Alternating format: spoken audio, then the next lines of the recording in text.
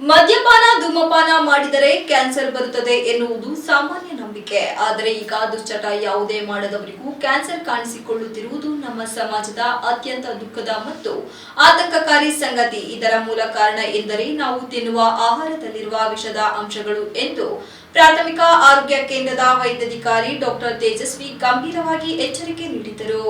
ನಗರದ ಜಿಲ್ಲಾ ನ್ಯಾಯಾಲಯ ಸಭಾಂಗಣದಲ್ಲಿ ಜಿಲ್ಲಾ ನ್ಯಾಯಾಂಗ, ಜಿಲ್ಲಾ ಕಾನೂನು ಸೇವೆಗಳ ಪ್ರಾಧಿಕಾರ, ವಕೀಲರ ಸಂಘ ಹಾಗೂ ಆರೋಗ್ಯ ಮತ್ತು ಕುಟುಂಬ ಕಲ್ಯಾಣ ಇಲಾಖೆಯ ಸಂಯುಕ್ತಾಶ್ರಯದಲ್ಲಿ ಶುಕ್ರವಾರ ಹಮ್ಮಿಕೊಂಡಿದ್ದ ಯೂನಿವರ್ಸಲ್ ಹೆಲ್ತ್ ಕವರೇಜ್ ಡೇ ಅಂಗವಾಗಿ ನಡೆದ ಆರೋಗ್ಯ ಅರಿವು ಕಾರ್ಯಕ್ರಮದಲ್ಲಿ ಉಪನ್ಯಾಸದಲ್ಲಿ ಮಾತನಾಡುತ್ತಾ, ಇಂದಿನ ದಿನದಲ್ಲಿ ಯಾರು ನಾನು ಪೂರ್ಣವಾಗಿ ಆರೋಗ್ಯವಂತ ಎಂದು ಆತ್ಮವಿಶ್ವಾಸದೊಂದಿಗೆ ಹೇಳಲು ಸಾಧ್ಯವಿಲ್ಲ.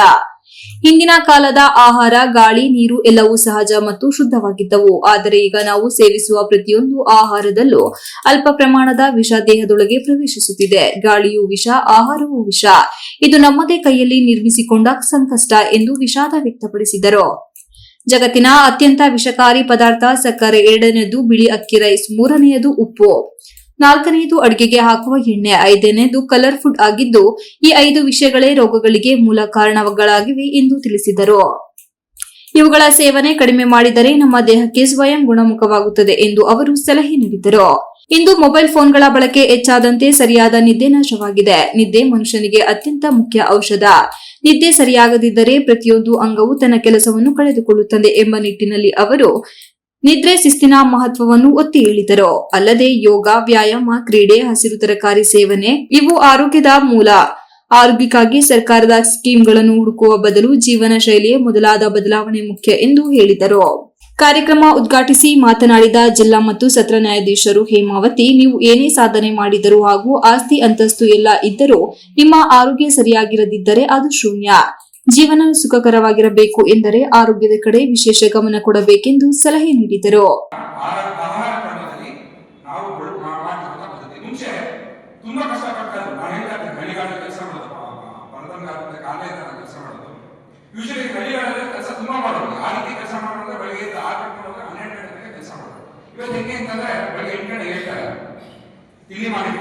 ಚೆನ್ನಾಗಿ ತಿಂತಾರೆ, ಬೈಕ್ ತಗೊಂಡು ಹೋಗಿ ಹೊಲಕ್ಕೆ ಹೋಗ್ತಾರೆ, ಟ್ಯಾಕ್ಟರ್ ಉಳಿತಾರೆ, 12 ಗಂಟೆ ಕೆಲಸ ಮುಗಿಯುತ್ತೆ, ಯಾವ್ದೋ ಪಂಚಾಯತಿ ಕಟ್ಟೆ ಬಸ್ ಸ್ಟ್ಯಾಂಡ್ ಅಲ್ಲಿ ಕೂತ್ಕೊಂಡಿರ್ತಾರೆ, ಬಾಯಾದ ಬೆಂಗಳೂರು ಅಂತ ಕರೀತಾರೆ, ಅದೇ ಯಾವ್ದೋ ರಾಜಕೀಯ ಫಂಕ್ಷನ್ ಅಂತ ಕರೀತಾರೆ, ಹೋಗ್ತಾರೆ, ಚೆನ್ನಾಗಿ ಮಾಂಸ ಎಲ್ಲ ಪಾಡಿ ಮಾಡ್ಕೊಂಡು ಹೋಗ್ತಾರೆ, ಮತ್ತೆ ಬರ್ತಾರೆ, ಸಂಜೆ ಕೂತ್ಕೊಳ್ತಾರೆ, ಬಿಗ್ ಬಾಸ್ ನೋಡ್ತಾರೆ, ಮತ್ತೆ ಬರ್ತಾರೆ.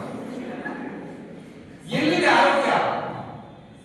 ಏನಾಗಿದೆ ಅಂದ್ರೆ ಇವತ್ತು ಆರೋಗ್ಯ ಮನುಷ್ಯಗೆ ಬಟ್ ಎಕ್ಸ್ಪೆಕ್ಟೇಷನ್ ಏನಿದೆ ಅಂತಂದ್ರೆ ಸರ್ಕಾರ ಹೋಗ್ಬೇಕು, ಏನೇ ಸಮಸ್ಯೆ ಸರ್ಕಾರ ನಮಗೆ ಸಹಾಯ ಮಾಡಬೇಕು ಅಂತ ಹೇಳ್ತೀವಿ. ಇಲ್ಲಿ ಎಷ್ಟೊಂದು ಹೆಣ್ಮಕ್ಳು ಇದ್ದಾರೆ, ಹೆಣ್ಮಕ್ಳು ಮೊದಲೆಲ್ಲ ಬಾಂಬು ಮಾಡ್ಬೇಕಾದ್ರೆ ದುಡ್ಡನ್ನ ಸಂಗ್ರಹ ಮಾಡಿ ಇಟ್ಕೊಂಡಿರ್ತೀವಿ.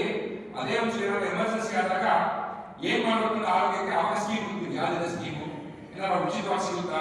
ಕಾರ್ಯಕ್ರಮದಲ್ಲಿ ಜಿಲ್ಲಾ ಕಾನೂನು ಸೇವೆಗಳ ಪ್ರಾಧಿಕಾರದ ಸದಸ್ಯ ಕಾರ್ಯದರ್ಶಿ ಜಿಕೆ ದಾಕ್ಷಾಯಿಣಿ, 1ನೇ ಹೆಚ್ಚುವರಿ ಜಿಲ್ಲಾ ಮತ್ತು ಸತ್ರ ನ್ಯಾಯಾಧೀಶ ಬಿಎಂ ಶೈಲಾ, 2ನೇ ಹೆಚ್ಚುವರಿ ಜಿಲ್ಲಾ ಮತ್ತು ಸತ್ರ ನ್ಯಾಯಾಧೀಶ ಎಸ್ಎ ಸಿದಾಯತ್ ಉಲ್ಲಾ ಶರೀಫ್, ಕೌಟುಂಬಿಕ ನ್ಯಾಯಾಲಯದ ಪ್ರಧಾನ ನ್ಯಾಯಾಧೀಶ ಮೊಹಮ್ಮದ್ ಅಶ್ರಫ್ ಆರಿಸ್, 3ನೇ ಹೆಚ್ಚುವರಿ ಜಿಲ್ಲಾ ಮತ್ತು ಸತ್ರ ನ್ಯಾಯಾಧೀಶ ಆನಂದ್, 5ನೇ ಹೆಚ್ಚುವರಿ ಜಿಲ್ಲಾ ಮತ್ತು ಸತ್ರ ನ್ಯಾಯಾಧೀಶ ಎಚ್ಆರ್ ರವಿಕುಮಾರ್, ಎಫ್ಟಿಎಸ್ಸಿ ಹೆಚ್ಚುವರಿ ಜಿಲ್ಲಾ ನ್ಯಾಯಾಧೀಶ ಎಚ್ಎಂ ದೇವರಾಜು, ಸಮುದಾಯ ವೈದ್ಯಕೀಯ ವಿಭಾಗದ ಸಹ ಪ್ರಾಧ್ಯಾಪಕಿ ಡಾಕ್ಟರ್ ಎಚ್ಐ ತೇಜೇಶ್ವರಿ ಸೇರಿದಂತೆ ಅನೇಕ ಗಣ್ಯರು ಹಾಜರಿದ್ದರು.